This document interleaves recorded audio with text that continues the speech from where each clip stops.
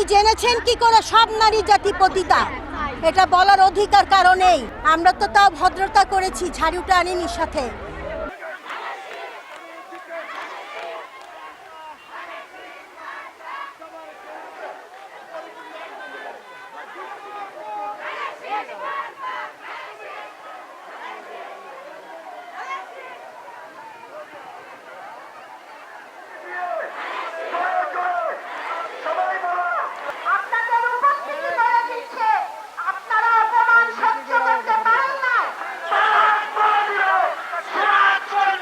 যে নারী জাতির গর্ভ থেকে পুরুষ জাতি জন্মায় তাকে পতিতা বলা, এটা কত বড় খারাপ।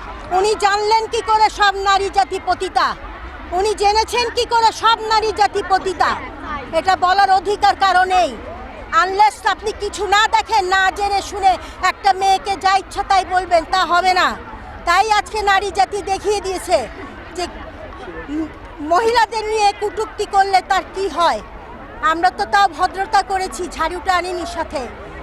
কাজেই সবাইকে ধন্যবাদ জানাই। আগামী দিনের জন্য প্রস্তুতি নিন, এবং কখনো যদি আমাদের নিয়ে কটূক্তি করা হয় এইভাবেই আমরা প্রতিবাদ করব ইনশাল্লাহ। আমরা আজকে এখানে এসেছি, আসলে একটা খুবই বাজে ওয়ার্ড ইউজ করেছেন একজন, সো এটার ব্যাপারে ওনারা অলরেডি বলেছেন। আমি যেটা বলতে চাই যে এইসব আসলে ভাষা ইউজ করাকে আমরা ডিসকারেজ করি। যে সমস্ত আমার মা বোনেরা চাকরি করেন, যারা ডাক্তার, যারা ইঞ্জিনিয়ার, যারা এই দেশকে অর্থনৈতিকভাবে সহযোগিতা করে, সেই নারী মা বোনদের বিরুদ্ধে একটি এমন ভাষা ব্যবহার করেছে যে ভাষাটা আমার মুখে আনতেও লজ্জা লাগছে।